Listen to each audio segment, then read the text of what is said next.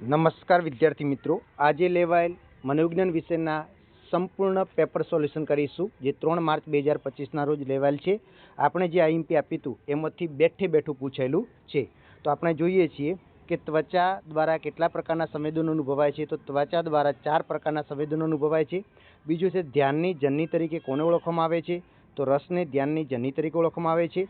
ત્રીજું, થોર્નડોય કે બિલાડી પરના પ્રયોગમાં કેટલા પ્રયત્ને શિક્ષણ મળ્યું હતું. તો બિલાડીને 24મા પ્રયત્ને શિક્ષણ મળ્યું હતું. 24 પ્રયત્ન આવશે. પછી અનુભવ અને મહાવરાને કારણે વર્તનમાં થતા સાપેક્ષકામી પરિવર્તનને શું કહેવામાં આવે છે. તો એને શિક્ષણ કહેવામાં આવે છે. પાંચમું છે બુદ્ધિ અંગેનો ત્રિપ્રેરણાત્મક સિદ્ધાંત કોણે આપેલો છે. તો ગિલફર્ડે આપેલો છે. ઓપ્શન બી આવશે. પછી માનસિક પડકારરૂપ ધરાવતી વ્યક્તિનો બુદ્ધિઆંક કેટલો હોય છે. તો 70થી નીચે હોય છે. પછી માનવીના મનમાં રૂઢ થયેલા ખોટા ખ્યાલોને શું કહેવામાં આવે છે. તો મનોવરણ કહેવામાં આવે છે. પછી આગળ, મનોવરણ જન્મજાત નહીં પરંતુ કેવા હોય છે. તો કે સંપાદિત હોય છે. પછી આંતરિક સર્જ પ્રક્રિયા કઈ છે. તો રડવું એ આંતરિક સર્જ પ્રક્રિયા છે. એના પછી આગળ જોઈએ તો કે વ્યક્તિ સમક્ષ જ્યારે 2 વિકલ્પો હોય અને બંને પસંદ હોય પરંતુ 2માંથી એકની જ પસંદગી કરવાની હોય ત્યારે ઉત્પન્ન થતો સંઘર્ષ કયો છે. તો અભિગમ સંઘર્ષ ઉત્પન્ન થાય છે. એના પછી અજ્ઞાત અને અભાનપણે અમને ટકાવી રાખવાની પ્રવૃત્તિને બચાવ પ્રવૃત્તિ કહેવામાં આવે છે. એના પછી નેક્સ્ટ જોઈએ, કઈ મનોવિકૃતિ બાળકમાં તેને કહેવામાં આવેલા વાક્યનું પુનઃ ઉચ્ચારણ કરે છે. તો ઓટિઝમ બીમારીની અંદર વિકૃતિમાં બાળક પુનઃ ઉચ્ચારણ શબ્દોનું કરે છે. અસરકારક સલાહના લક્ષણો નીચેનામાંથી કયા છે. કોણે દર્શાવ્યું. તો પીટરસને દર્શાવેલા છે.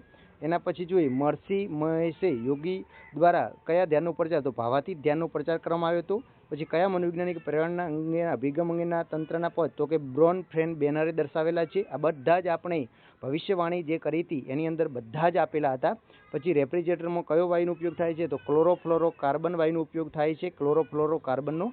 એના પછી જેમાં એક જ વ્યક્તિ વ્યવસ્થાપન અને માલિક બંને હોય તેવી સંરચનાને કઈ સંરચના. તો કે સરળ સંરચના કહેવામાં આવે છે.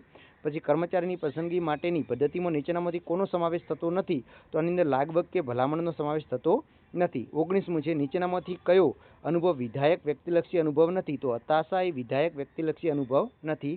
20મા નંબરનો એમસીક્યુ છે, બિન સામદિક સંકેતો પારખવામાં કોણ વધુ કુશળ હોય છે. તો સ્ત્રીઓ વધુ કુશળ હોય છે. હવે આપણે એક વાક્યના પ્રશ્નો જોઈએ તો કે સામાન્ય રીતે મનુષ્ય કેટલા સીપીએસ સુધીની કંપન સંખ્યાવાળો અવાજ સાંભળે છે. તો 20થી 20,000 સીપીએસ અર્થ સુધીની આવશે. પછી પાવલોએ કયા પ્રાણી પર પ્રયોગ કર્યો હતો. તો કૂતરા પર પ્રયોગ કર્યો હતો.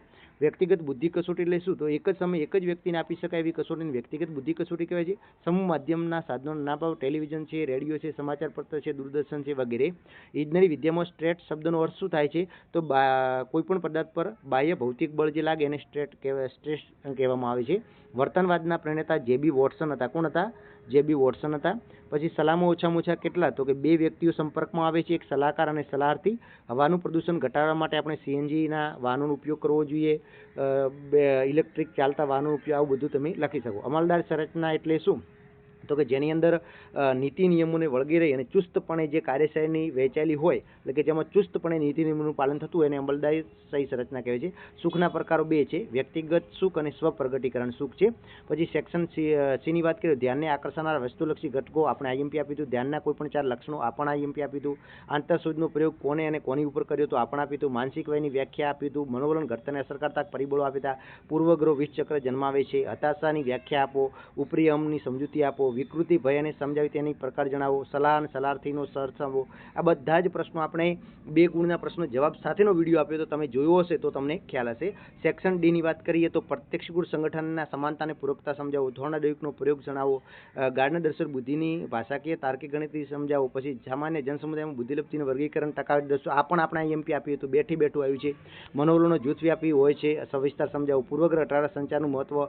મનોશારીરિક રોગો. એટલે બધા જ આઈએમપી પ્રશ્નો આપણા સેક્શન ડી ની અંદર પણ પૂછાઈ ગયા છે.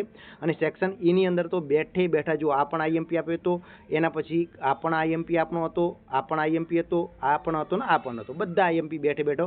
તો તમે જે વિડીયો આઈએમપીના જોયા હશે તો તમને પરફેક્ટ ખ્યાલ હશે. આઈ હોપ કે હવે નવા વિડીયો સાથે ફરી મળીશું. જય હિન્દ, જય ભારત. અને હવે નેક્સ્ટ તમારે કયા વિષયની તૈયારી કરવાની છે અને સાયકોલોજીની અંદર તમારે કેટલા ગુણ ટાર્ગેટ તમે કર્યા છે એ પણ કમેન્ટ કરીને